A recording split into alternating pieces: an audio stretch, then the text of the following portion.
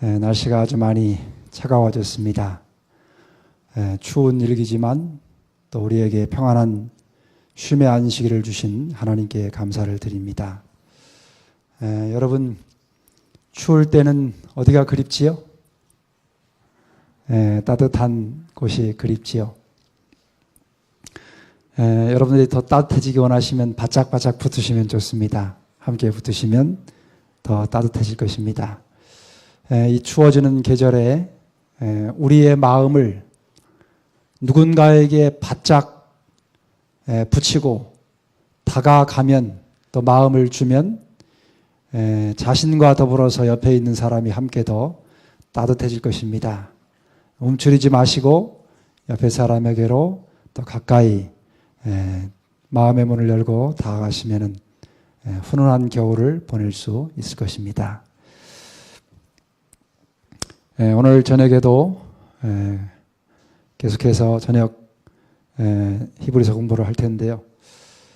특별히 안식일을 맞이하면서 지나간 안식일 날 우리 안식일을 마치는 저녁 시간부터 일요일 오전까지 우리가 교회 김장을 했습니다. 그런데 많은 분들이 오셔서 그 김장을 잘 이렇게 협력하셔서 숫자를 제가 보고 깜짝 놀랐습니다. 여러분, 김장할 때 몇 분이나 왔을 것 같습니까? 안식일 날 저녁에 83명이 왔습니다. 그리고 일요일 날은 몇 명 왔을 것 같습니까? 일요일 날은 80명이 왔더라고요. 그래서 아주 내년 1년 먹을 김치를 담그면서 우리 많은 성도님들이 오셔서 협력해서 아주 행복하고 즐거운 시간을 보냈습니다. 협력해 주신 모든 분들께 하나님의 귀한 은혜가 함께 하시기를 간절히 바랍니다. 오늘 저녁에 우리 주제 성경절 또 읽고서 공부를 좀 하도록 하겠습니다. 히브리 12장 1절 2절, 이제 거의 다 암기하실 만큼 되셨지요? 암기하신 분들은 안 보고 좀 한번 읽어보시면 좋겠습니다. 같이 읽어보겠습니다. 시작. 이러므로 우리에게 구름같이 둘러싼 허다한 증인들이 있으니 모든 무거운 것과 얽매이기 쉬운 죄를 벗어버리고 인내로서 우리 앞에 당한 경주를 경주하며 믿음의 주요 또 온전케 하시는 이인 예수를 바라보자. 한 주일 동안 사시면서 예수님 얼마나 바라보셨습니까? 예수님 얼마나 생각하시면서 한 주일을 지내셨습니까? 한번 돌아보시기 바랍니다. 예수님을 바라보기만 하면, 예수님을 우리의 마음 가운데 모셔드리기만 하면 우리가 훨씬 더 따뜻하고 또 훈훈하고 행복한 그런 삶을 살 수 있게 될 것입니다. 여러분이 혹시 추위를 많이 타시고 춥게 느끼신다면 예수님을 바라보시기를 바랍니다. 그리고 그 예수님께 여러분의 마음을 드리시면 훨씬 더 따뜻해질 것입니다. 오늘 이제 히브리서 11장 연구 중에 9장 들어가겠습니다. 9장은 8장에 이어서 아브라함에 관한 이야기입니다. 우리가 8장에서 아브라함에 대하여 알지 못하고 나아가는 그런 믿음을 살펴봤습니다. 9장은 아브라함의 믿음 가운데 축복을 포기하는 그런 믿음의 모습을 우리가 발견할 수 있습니다. 우리가 2시간에 걸쳐서 이 부분을 좀 볼 것인데요. 오늘은 먼저 아브라함의 믿음 가운데 아브라함이 시험을 받는 그런 부분을 좀 살펴볼 것입니다. 오늘 살펴볼 성경 구절은 히브리 11장 17절로 19절입니다. 우리 같이 한번 읽어보겠습니다. 함께 있습니다. 시작. 아브라함은 시험을 받을 때에 믿음으로 이삭을 드렸으니 저는 약속을 받은 자로 돼 그 독생자를 드렸느니라. 저에게 이미 말씀하시기를 내 자손이라 칭할 자는 이삭으로 말미암으리라 하셨으니 저가 하나님이 능히 죽은 자 가운데서 다시 살리질 줄로 생각한지라. 비유컨대 죽은 자 가운데서 도로 받은 것이니라. 여기 제가 보이십니까? 이게 뭐 같습니까? 이게 시험 문제입니다. 시험 문제인데 이게 한 문제예요. 우리 어르신들께서는 이거 글씨 읽는 것도 사실은 좀 어려우시겠지요. 이게 무슨 시험 문제냐면요. 지구상에서 가장 어렵다고 하는, 대학을 들어가는데 가장 어렵다고 알려진 대학이 하나 있습니다. 그게 어디냐면 인도의 공대 입시 문제입니다. 우리가 수능 시험 보잖아요. 우리 고3 학생들 수능 시험 지난 23일 날 받지 않습니까? 근데 인도의 공과대학, IIT라고 하는 공과대학이 있습니다. 근데 이 공과대학을 들어갈 때 우리로 말하면 고3 학생들이 시험을 치릅니다. 근데 그 시험 문제가 이게 한 문제예요. 이게 수학시험 문제입니다. 공대니까. 이 문제의 난이도가 얼마나 될까요? 이거를 우리 한국에 있는 서울대에서 난이도를 측정해 봤습니다. 근데 이 수학 문제를 서울대학, 날고 긴다고 하는 그 수학에 있어서 천재들이 모인 그 서울대학에 있는 학생들에게 갖다 줬습니다.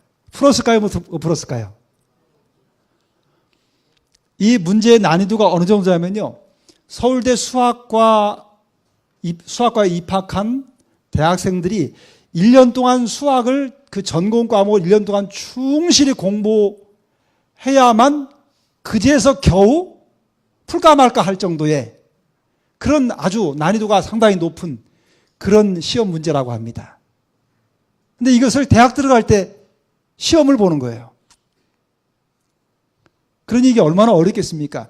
여러분, 우리는 이 지구상에 수학을 제일 잘하는 나라가 인도입니다. 인도. 우리는 1, 2, 3, 4, 5, 6, 7, 8, 9, 9구단을 외우지 않습니까요? 인도는요, 수학에 있어서는 제일 아주 앞서 있는 나라예요. 그래서 이 수학 문제가 그토록 어렵습니다. 우리 수학 잘하시는 우리 학생들 누구 있습니까? 이 문제를 풀 수 있는 실력 정도면 아마 서울대학은 무난히 들어갈 수 있지 않을까, 그런 생각이 듭니다. 여기 그 기록에 보면은요, 서울대 그 이공계 신입생들이 1년 동안 열심히 공부하면 이걸 풀까 말까인데요, 이런 문제가 한 문제가 아닙니다. 이 문제를 내는데요, 사지선다형으로 낸답니다. 근데 이 문제에서 40점 이상을 넘으면 아주 수학을 잘하는 사람이랍니다. 그래서 인도가 전체적으로는 못 사는 나라지만 부분적으로는 대단히 앞서 있는 그런 나라임을 알 수 있습니다. 제가 문제를 하나 더 보여드리려고 합니다.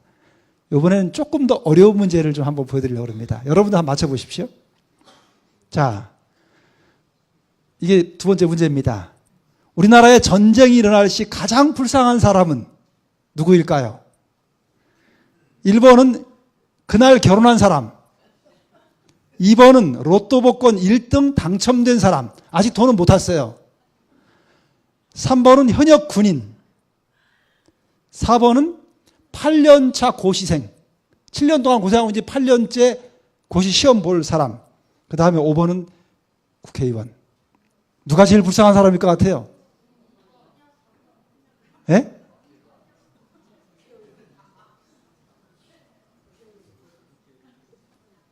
정답이 어느 것일까요? 정답은 알려드리지 않겠습니다. 여러분들이 정답을 아시면 너무 스스로 답을 정하시기 바랍니다. 여러분, 살면서 제일 사람이 긴장할 때가 언제입니까? 시험 볼 때입니다. 살면서 제일 긴장할 때는 시험 보는 때예요. 특별히 중요한 시험일수록 또 오랫동안 시험을 준비한 사람일수록 시험 볼 때 제일 긴장합니다. 그래서 가능하면 시험을 보지 않을 수 있는 그런 세상에 살 수 있다면 제일 행복할 것입니다. 근데 여러분, 사실은 시험이 없으면 또 어떻습니까? 시험이 전혀 없다고 쳐보세요. 살면서. 사람이 성장하는데 어떨까요?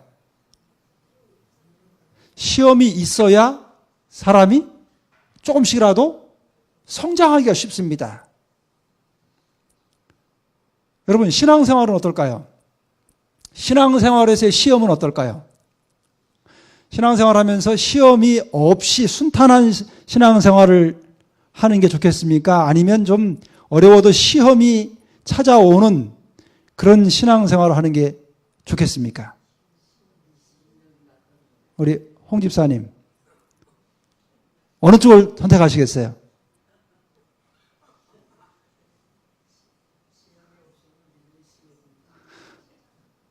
아주 굉장히 어려운 시련 가운데 있는 사람들은 시험이 없으면 좋겠다고 생각할 거예요. 그런데 시험 없이 평안하게 쭉 이렇게 순탄한 삶을 사는 사람들에게는요, 시험이 없으면 좋을 것 같지만 그렇게 순탄한 삶을 지속적으로 꾸준히 사는 것은 굉장히 위험천만한 일이기도 합니다.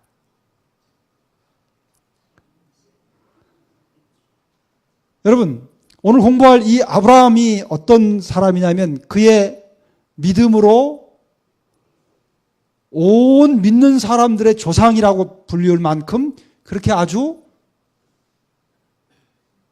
믿음으로 치면 최고의 시험을 통과한 사람입니다. 아브라함이 믿음의 조상이 될 수 있었던 중요한 이유 중에 하나는 아브라함에게 시험이 있었기 때문입니다. 그 아브라함이 당한 시험은요, 제가 앞에 보여드린 두 문제의 시험 문제하고 비교할 수 없을 만큼 아브라함이 당한 시험은 매우 아주 어렵고도 큰 시험이었습니다. 오늘 저녁에 이 시험에 대해서 좀 살펴볼 것인데요. 여기 오늘 본문 첫 절에 아브라함은 시험을 받았다, 그렇게 이야기합니다. 근데 여러분, 우리가 이 본문을 살펴보면서 한 가지 좀 생각해 볼 문제가 있습니다. 그리스도인 삶에 찾아오는 시험에 대해서 우리가 올바른 견해를 갖는 것이 얼마나 중요한지를 이해하는 것이 필요합니다. 여기 제가 성경절을 몇 절 좀 띄웠습니다. 먼저 야고보서 1장 13절 14절, 우리 남자분들만 한번 읽어보시기 바랍니다. 남자분들 읽습니다. 시작. 사람이 시험을 받을 때에 내가 하나님께 시험을 받는다 하지 말지니 하나님은 악에게 시험을 받지도 아니하시고 친히 아무도 시험하지 아니하시느니라. 오직 각 사람이 시험을 받는 것은 자기 욕심에 끌려 미혹됨이니. 그 밑에 성경절은 여자분들이 읽겠습니다. 두 절입니다. 짧으니까 계속 연속해서 읽겠습니다. 시작. 아브라함은 시험을 받을 때에, 그 다음에요, 이렇게 말씀하심은 친히 어떻게 하실 것을 아시고 빌립을 시험코자 하심이라. 여러분, 여기 두 부류의 성경절을 제가 적었습니다. 그런데 야고보 1장 13절과 14절의 내용하고 밑에 있는 히브리 11장 7절과 요한복음 6장 6절에 있는 말씀하고를 가만히 비교해 보십시오. 야고보 1장에는 분명히 말씀하시기를 하나님은 사람을 시험하신다 그랬습니까? 시험하지 않는다 그랬습니까? 시험하지 않으신다 그랬어요. 그렇죠? 어떤 사람이 시험을 받을 때 신앙생활하다 시험을 받았어요. 그러면 뭐 하지 말라는 거예요? 내가 하나님께 시험을 받는다, 이렇게 생각하지 말라는 겁니다. 왜요? 하나님은 시험을 받지도 아니하시고 하지도 아니하신다. 그러므로 시험을 받을 때는 뭐 때문에 받는다고 그래요? 자기 욕심에 끌려서 시험을 받는 것이다. 야고보가 그렇게 기록을 했습니다. 여러분 이 말씀에 동의하십니까? 믿으십니까? 이 말씀을? 그러면 요 밑에 말씀은 무슨 말씀입니까? 요 히브리 11장 7절은 아브라함에 관한 이야기지요. 아브라함이 시험을 받았습니다. 그런데 어떤 시험을 받았냐면 자기 아들을 번제단에 갖다가 희생제물로 바치라고 하는 시험을 받았어요. 근데 그 시험을 아브라함이 자초했습니까? 하나님께 주셨습니까? 하나님께서 명령하신 거예요. 그 다음에 요한복음 6장 6절의 말씀은 무슨 말이냐면 오병이어 기적을 행하실 때 예수님 말씀을 듣다가 식사를 몇 끼 거른 사람들 거기 여자와 아이 외에 남자가 5,000명이나 있었어요. 그래서 예수님이 말씀을 마치고 집으로 돌려보내야 되는데 허기진 사람들을 그냥 집으로 돌려보낼 수가 없어서 제 아들에게 먹을 것인지를 찾아보라고 했습니다. 그러자 계산이 아주 빨랐던 제자가 하나 있었습니다. 누구냐면 빌립이라는 사람이었습니다. 빌립이 딱 전체 회중을 가만히 살펴보더니 와가지고는 선생님, 여기 있는 사람들에게 조그마한 빵 한 조각씩 주기로 한다면 그렇게 조금씩만 줘도 200데나리오너치의 빵이 있어야만 조금씩 줄 수 있겠습니다. 아주 계산이 빠른 이 빌립이 그렇게 대답했어요. 근데 그 부분을 설명하면서 예수님이 제 아들한테 그 이야기를 하신 이유를 여기 이렇게 설명합니다. 이렇게 말씀하시면 친히 어떻게 하실 것을 아시고 빌립을 뭐 하기 위해서요? 시험하기 위해서 그랬다 그랬어요.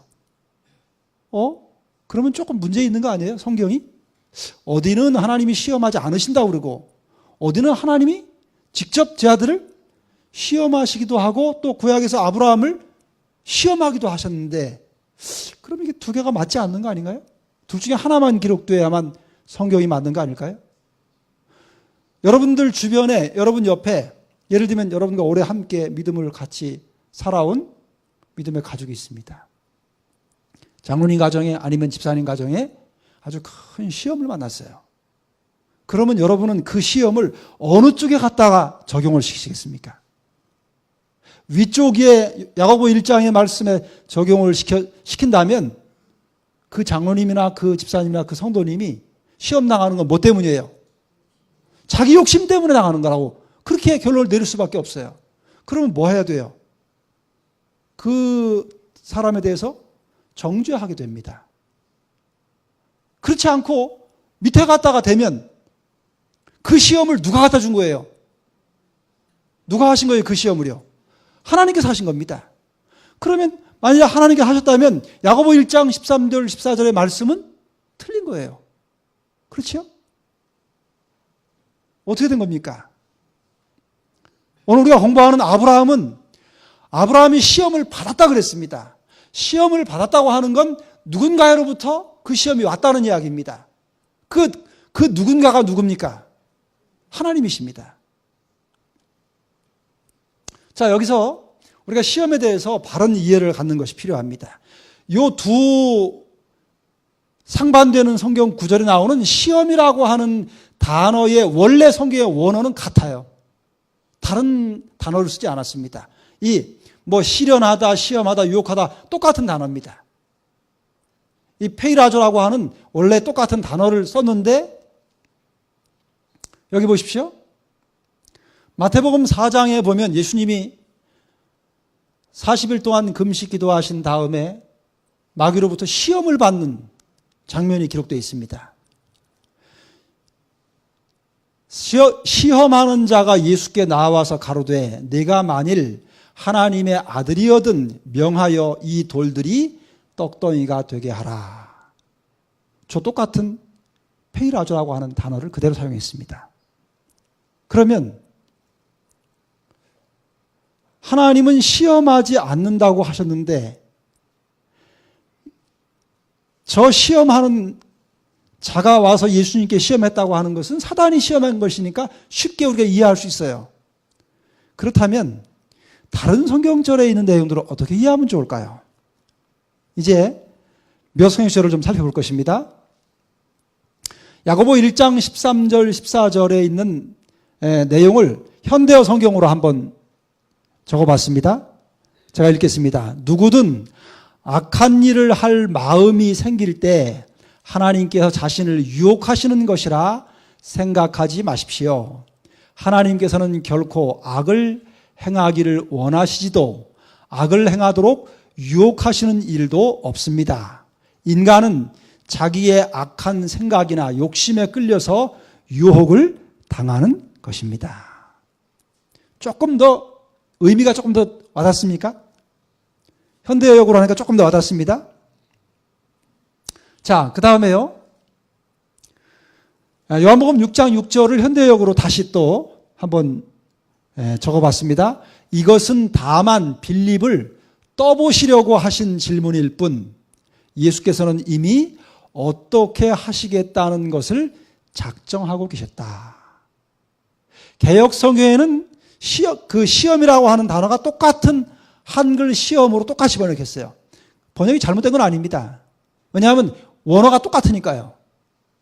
그런데 조금 더 쉬운 현대어역을 보니까 요 같은 시험을 떠본다는 말로 조금 더 쉽게 번역을 했습니다. 여기서 여러분 우리가 한 가지 기억해야 될 것이 있습니다. 성경을 읽으실 때 문자 그대로 읽어야 될 부분이 있습니다. 근데 어떤 부분은 그 문자에 담겨있는 의미가 무엇인지를 이해할 부분이 있다고 하는 것입니다. 우리 한글로는 우리 이 한글이 참 좋은 언어입니다. 정말 뛰어난 언어예요. 근데 어떤 부분들은 한글만 가지고 이해하기가 쉽지 않은 부분이 있어요. 외국 사람이 한국말 배울 때 정말 어렵답니다. 예를 들면요, 말이라고 하는 한 단어가 있는데 한글로는 말이라고 하는 한 단어밖에 없어요. 근데 우리는 몇 가지 의미를 쓰지요? 첫째, 말은 입에서 나오는 말이 있지요. 그 다음에 사람이 타고 다니는 짐승 뭐 있어요? 말이 있지요. 그 다음에 이 쌀을 되는 한 말, 두 말, 뭐 물 담는 한 말, 두 말, 말이 있지요. 또 그 다음에 뭐 있어요? 저 바다 가면은 뭐가 있어요? 먹는 말이라는 게 또 있어요. 그러니까 외국 사람들이 한글 배우려면 말이라고 하는 한 단어 놓고 이게 사람이 하는 말인지 사람이 타고 다니는 말인지 쌀을 되는 말인지 바다에서 자라는 먹을 수 있는 음식인 식물인 말인지를 분간해야만 돼요. 단어는 똑같습니다. 그러나 그 의미를 그 문맥에 적절하게 맞춰서 이해해야만 그 의미가 온전히 이해될 수 있습니다. 시험이라고 하는 단어 똑같습니다. 우리는 이 시험이라고 하는 말을 똑같은 말로 쓰지만 이거를 조금 다른 나라 말로 쓰면 훨씬 더 이해하기가 쉽습니다. 우리나라 사람들이 제일 많이 배우기를 원하는 말이 영어지요. 영어를 보면은요, 이 시험이라고 하는 말을 우리말처럼 하나로만 번역하지 않습니다. 여기 보면 요한복음 6장 6절에 나오는 이 시험을 영어로는 테스트라고 번역을 했어요. 요거는 그야말로 뭔가 물건이 잘 나왔는지 안 나왔는지 뭐 한다고 그래요? 테스트한다고 그러잖아요. 그거는 물건이 튼튼한지 튼튼하지 않은지 제대로 되는지 안 되는지를 확인하는 것을 테스트라고 그럽니다. 그 다음에 여기 히브리 11장 17절 우리가 오늘 본문으로 보는 아브라함은 시험을 받을 때에 할 때 이 시험도 테스트라고 하는 똑같은 단어를 썼어요. 요거는 이제 수동형으로 다른 사람에게로부터 시험을 받는다는 의미이기 때문에 조금 스페링 자체는 좀 다르지만 같은 테스트를 썼습니다. 그에 비해서 예수님이 시험을 받으신 마태복음 4장 1절에는 요 똑같은 시험을 tempted라고 하는, 명사형으로는 temptation이라고 하는 조금은 테스트와는 다른 단어를 썼어요. 요거는 무슨 의미냐면 미혹을 받다, 미혹하다 그런 의미입니다. 유혹한다고 할 때에 요 tempted라고 하는, temptation이라고 하는 단어를 사용합니다. 그러니까 헬라어 원어상으로 똑같은 원어인데 번역할 때 한글은 똑같은 시험으로 번역했지만 영어는 그 의미를 살려서 다른 용어를 썼다는 겁니다. 그 다음에 또 보겠습니다. 마태복음 6장에 보면 예수님이 기도문을 가르쳐 주셨어요. 주의 기도문이 나옵니다. 근데 이 기도문에서 예수님이 우리를 시험에 들게 하지 마옵시고 다만 악에서 구하옵소서 이랬습니다. 근데 이 시험이라고 하는 단어를 영어로 번역할 때는 원어는 똑같지만 여기 temptation이라고 하는 유혹이라고 하는 단어로 번역을 했습니다. 그러니까 예수님이 기도를 가르쳐 주신 내용 가운데 우리가 뭐 하는 거예요? 사단의 유혹에 빠지지 않게 해주시기를 기도한 내용입니다. 우리가 믿음이 있는지 없는지를 확인하기 위해서 점검하는 그런 시험이 아니고 우리가 사단이 우리를 넘어뜨리기 위해서 유혹하는 그 유혹에 빠지지 않도록 해달라고 하는 그런 내용의 기도를 드린 것입니다. 자, 그 다음에요. 예수님이 그 십자가에 달리시기 전에 전날 밤 겟세마네에서 기도하였습니다. 근데 그 기도하실 때 한참 기도하다가 일어나가지고 제 아들인 데를 가보니까 베드로와 요한과 야고보가 예수님 근방에서 기도했는데 가서 보니까 콜콜 잠을 자고 있어요. 그래서 피와 같은 땀을 흘리신 예수님이 가서 조금이라도 마음에 위로를 얻을까 하고 가봤더니 콜콜 잠을 자고 있어요. 그때 예수님께서 시험에 들지 않게 깨어있어 기도하라 그렇게 말씀하셨습니다.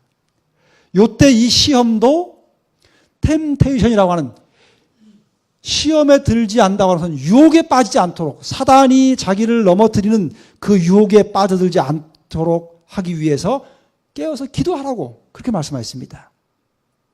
제 아들의 믿음을 점검하기 위해서 사용되어진 용어가 아니라고 하는 겁니다. 자, 그러면 여기서요, 시험에 대해서 우리가 조금 더 생각해 볼 문제가 있습니다.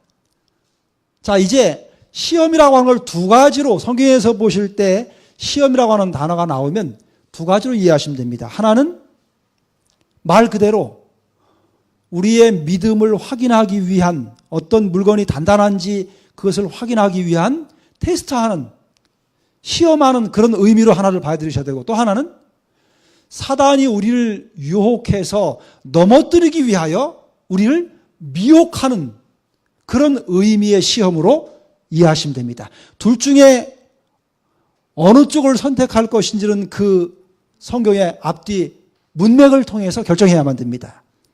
그러면 여기서 우리가 두 가지 시험이 있는데 하나는 그야말로 테스트하는 것이고 또 하나는 유혹하고 미혹하는 것인데 이 시험의 뿌리가 다르다고 하는 거예요. 글자는 같지만 그 의미가 가지고 있는 근본부터가 다르다는 겁니다. 첫째는 이 유혹이라고 하는 템테이션이라고 하는 이 유혹의 뿌리는 어디 있냐면 사단에게 있습니다. 한번 읽어보겠습니다. 창세기 3장 4절 5절 시작. 뱀이 여자에게 이르되 너희가 결코 죽지 아니하리라. 너희가 그것을 먹는 날에는 너희 눈이 밝아 하나님과 같이 되어 선악을 알 줄을 하나님이 아심이니라. 이게 누가 한 말이에요? 뱀이 어디에서요? 에덴 동산에서 누구에게요? 하와에게 한 말입니다. 뱀이 뭐라고 하냐면 저 동산 안에 있는 나무의 실과를 먹지 말라고 하셨느냐? 그러니까 하와가 아니라고. 요 나무만 나무의 실과만 먹지 말라고 했다고. 그러니까 뱀이 뭐라고 그래요? 하나님께서 그렇게 말씀하셨느냐? 그것을 먹는 날에는 반드시 죽을 것이라고 말씀하셨는데 그거는 절대 그렇지 않다. 이걸 먹는다고 해서 절대로 죽지 않는다. 결코 죽지 않는다. 오히려 뭐처럼 된다고요? 하나님처럼 될 수 있다. 그렇게 이야기를 했어요. 이게 하와에게 엄청난 유혹이 됐습니다. 그야말로 시험이 된 것입니다. 그래서 이 말을 믿고서 하와가 어떻게 했어요? 그 선악과를 따먹은 것입니다. 죄를 짓게 된 그 원인이 누구한테서 왔냐면 사단에게서부터 왔다는 겁니다. 만일 여러분과 제가 믿음의 생애를 살면서 어떤 시험을 당했습니다. 그 시험을 당해가지고 그 시험에 빠져서 그 시험에 넘어가서 죄를 지었다고 한다면 그건 누구에게서 온 걸까요? 그 시험은. 그건 사단에서 온 겁니다. 시험의 뿌리 자체가 다릅니다. 그런데 보십시오. 여기 오늘 우리가 공부하는 히브리 11장 17절에 아브라함은 시험을 받을 때에 믿음으로 이삭을 드렸으니 저는 약속을 받은 자로 돼 그 독생자를 드렸다 그랬습니다. 하나님께서 아브라함에게 내 아들, 내 독자 이삭을 번제로 드리라고 그랬습니다. 이게 굉장한 시험이었습니다. 그런데 아브라함이 그 시험에 그 말씀에 순종해서 어떻게 했어요? 그 아들을, 이삭을 제물로 드렸습니다. 그런데 그 드린 결과로 말미암아 어떻게 됐어요? 아브라함은 히브리 11장에 그 이름을 올리게 됐어요. 믿음의 승리자로 그 이름을 올리게 된 것입니다. 결과가 너무 달랐어요. 그러니까 똑같은 시험이지만 그 결과가 어떤가에 따라서 그것이 누구에게로부터 왔는지를 확인할 수 있습니다. 아브라함에게 온 그 시험의 뿌리는 하나님에게서 온 것입니다. 그 뿌리가 하나님께 박혀 있는 것입니다. 그런데 하와에게 온 시험의 뿌리는 사단에게 박혀 있었습니다. 여러분, 우리가 믿음의 삶을 살면서 이 세상에서 당하는 여러 시련들이 있습니다. 그런데 이것이 하나님께로부터 온 것인지 아니면은 사단에게로부터 온 것인지를 분간할 수 있는 방법이 하나 있습니다. 그 일에 순종할 때 어떤 결과가 따라오는지에 따라서 그 뿌리는 전혀 다른 것이라고 하는 것입니다. 보십시오. 자, 하나님께서 시험하신 이삭을 바치라고 하셨을 때 그렇게 이삭을 바치도록 명령하신 목적이 무엇이었을까요? 그것은 아브라함을 통해서 하나님의 놀라운 구원을 드러내기 위한 것입니다. 다시 말하면 아브라함을 영원한 구원에 이르도록 하기 위한 것입니다. 그에 비해서 여기 사단이 뱀을 통해서 하와에게 와서 시험한 것은 그 목적이요, 죄에 빠뜨리기 위한 것이고 멸망시키기 위한 것이라고 하는 사실입니다. 그러니까 같은 시험이라도 뿌리가 다를 뿐만 아니라 그 목적 자체가 다릅니다. 하나님께서는 절대로 우리에게 시험을 허락하실 때에 우리가 멸망당하거나 우리가 죄 가운데 빠져 들어가야 될 그와 같은 일은 절대로 요구하시지 않으신다고 하는 것입니다. 반대로 사단은 어떤 일이든지 사단이 우리에게 와서 유혹하는 그 일은 그 근본 뿌리부터 그 목적이 전혀 다른 것입니다. 하나님은 우리를 구원하시기 위해서 우리를 정말 믿음으로 승리하도록 하기 위해서 시험을 허락하시지만 사단은 우리를 넘어뜨리고 믿음에서 떠나가도록 멸망받도록 하기 위해서 시험을 한다고 하는 것입니다. 그러면 그 시험하는 대상이 과연 어떤 사람을 시험할까요? 하나님의 시험의 특징은 대상이요, 아무나 시험하지 않습니다. 하나님께서 시험하실 때 이삭을, 아들을 갖다가 번제로 바치라고 그럴 때 아무에게나 그 시험을 허락하신 것이 아닙니다. 하나님은 아주 정말로 그 시험을 잘 감당할 만큼 준비된, 훈련된 하나님의 자녀들에게 그 시험을 명령하시기도 하고 허락하시기도 합니다. 그래서 여러분, 하나님이 여러분에게 어떤 시험을 허락하셨다면 그건 역으로 말하면 그 시험을 감당할 만한 준비가 되어 있다고 하는 의미이기도 합니다. 아브라함에게 이삭을 바치라고 한 것은 그 아브라함을 높이시기 위한 것이었습니다. 그에 비해서 사단이 시험하는 그 대상은요, 모든 하나님의 자녀들을 대상으로 시험한다고 하는 것입니다. 그래서 사단으로부터 오는 유혹은 어떤 특정한 사람만 받는 게 아닙니다. 모든 성도들이 그 시험을 동일하게 받습니다. 예를 들면 재물에 대한 유혹 똑같이 받습니다. 또 명예에 대한 유혹 누군지 똑같습니다. 또 이성에 대한 유혹 공통입니다. 사단은 하나님을 믿는 백성들이면 누구에게라도 동일하게 그와 같은 시험을 동일하게 가져온다고 하는 거예요. 그래서 준비된 사람은 그 시험을 이기고 통과할 수 있지만 그렇지 않은 사람들은 여지없이 넘어질 수밖에 없습니다. 그런데 하나님은 그렇지 않습니다. 그래서 고린도전서 10장에 보면 너희에게 감당치 못할 시험을 허락하시지 않았다 그랬어요. 하나님이 시험을 허락하실 때는 그 사람이 그 시험을 반드시 통과할 수 있다고 하는 사실을 아시고 그걸 통과할 만한 사람에게만 허락하신다고 하는 겁니다.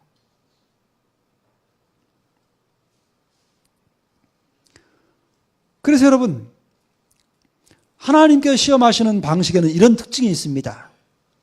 하나님이 어떤 하나님의 자녀들을 시험하실 때는 A라고 하는 사람에게 허락됐던 그 시험의 방식이 똑같이 B라고 하는 사람에게 똑같이 적용되지 않습니다. 하나님의 시험은 개인적으로 맞춤식이라고 볼 수 있어요. 그리고 아주 비이성적이고 비상식적인 아주 매력적이지 못한 불가능한 일들을 하나님은 명하십니다. 때때로. 아브라함에게 이삭을 제물로 바치라고 한 것이 다른 사람에게 이제까지 시험하지 않은 방식이었습니다. 아브라함에게만 적용되는 것이었어요. 그리고 이성적으로 볼 때 도무지 뭐 했어요? 그거는 비이성적이에요. 맞지 않는 일입니다. 그리고 불가능한 일이기도 합니다. 근데 하나님께서 그 시험을 허락하셨습니다. 근데 사단이 하는 시험의 방식은 어떠냐면 상당히 이성적입니다. 합리적이기도 하고 매혹적입니다. 그리고 그 방식이 다 일정하다고 하는 거예요. 한번 보십시다요. 하와에게 와서 요 선악과를 따먹으면 죽지 않는다고 말할 때 사단이 어떤 방법을 택했지요? 뱀을 통해서 어떻게 했어요? 뱀이 그 선악과를 따서 맛있게 먹는 것을 보여줬습니다. 그러니까 먹는 걸 보니까 먹긴 먹는데 뭐 하지 않아요? 죽지 않았어요. 그리고 하와가 그 과일을 가만히 보니까 정말 이게 보암직도 하고 먹음직도 하고 지혜롭게 할 만큼 아주 기가 막힌 그런 모습에서 아주 매력적이었어요. 그래서 그걸 따먹게 됐습니다. 여러분, 우리가 사단의 시험에 빠질 때 아주 사단이 절대로 매력적이지 않은 방법으로 다가오지 않습니다. 아주 매력적인 방법으로 사람을 통해서 오든지 어떤 것으로 오든지 간에 굉장히 매력적인 것으로 다가옵니다. 그게 사단이 하는 방식입니다. 아브라함이 시험을 받을 때에 하나님께서 아브라함에게 그를 높이시고 그의 믿음을 드러내시고 그를 연단하시기 위해서 시험을 허락하시다고 하는 사실을 기억할 때 우리도 우리에게 찾아오는 시험이 비록 불가능한 것처럼 보이고 매력이 없어 보이고 이성적으로 잘 합당하게 여겨지지 않는 그와 같은 것일지라도 하나님께서 허락하시는 것이라면 그것은 틀림없이 우리의 유익을 위해서 주어진 하나님께로부터 온 시험이라고 하는 사실을 기억하는 것이 필요합니다. 여기서 하나님께서 우리를 시험하시는 의미를 생각해 볼 필요가 있습니다. 여기 창세기 22장 1절에 대한 화이트부인의 주석을 한번 읽어보겠습니다. 시작. 시험이란 무엇인가? 그것은 하나님의 자녀들이라고 하는 사람들을 검증하시고 연단하시는 수단이다. 이 말은 하나님께서 믿음을 시험할 만한 환경을 허락하시고 그들이 도움을 청하기 위하여 하나님을 향하게 하신다는 뜻이다.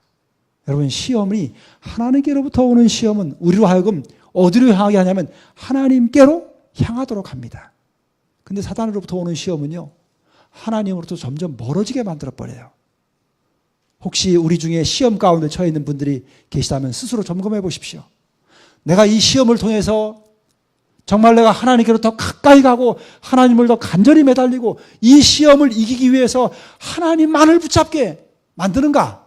아니면 내가 찾아온 이 시험이 하나님께서 점점 멀어지고 하나님을 잊어버리게 만들고 하나님에 대하여 흥미와 기대감과 어떤 바람이 점점 사라지게 만들어서 신앙으로부터 점점 멀어지게 만드는 것인지를 점검해 볼 필요가 있습니다. 그러면 여러분이 지금 어떤 시험 가운데 누구에게로부터 온 시험 가운데 있는지를 알 수 있을 것입니다. 어떤 시험을 만나든지 그 시험으로 인해서 우리의 믿음이 성장할 수 있다면 그것은 하나님께서 함께 하시는 시험이라고 볼 수 있습니다. 그 다음에 또 보겠습니다. 그러면 이런 시험을 만날 때 우리가 어떤 자세를 가져야 될 것인가? 시대조망에는 이런 말씀을 기록하고 있습니다. 같이 한번 읽어보겠습니다. 시작. 그들은 핍박을 슬픔으로 대할 것이 아니라 기쁨으로 대할 것이다. 극렬한 시험 하나하나는 그들을 연단시키는 하나님의 대리자이다.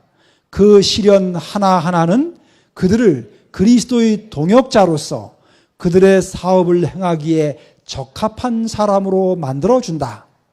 각 투쟁은 의를 위한 큰 전쟁에서 일익을 담당하며 매 시련마다 그들의 마지막 승리의 기쁨을 더 크게 해줄 것이다. 이러한 사실을 기억할 때 그들의 믿음과 인내를 시험하는 시련을 두려워하고 피할 것이 아니라 오히려 기쁘게 받아들이게 될 것이다. 여러분, 여러분의 삶의 시련이 찾아왔을 때 그 시련이 여러분을 하나님께 더 가까이 나가게 한다면 그 시험으로 인해서 원망하거나 불평하지 마시고 기뻐하시기를 바랍니다. 마치면서 성경을 한 절 여러분과 함께 찾아 읽겠습니다. 여러분 성경을 펴십시오. 제가 여기다 기록 안 했습니다. 마지막으로 여러분의 성경을 펴시기 바랍니다. 여러분의 성경 야고보서를 펴시기 바랍니다. 신약성경 야고보서, 히브리서 다음에 있는 성경책입니다. 야고보서 1장을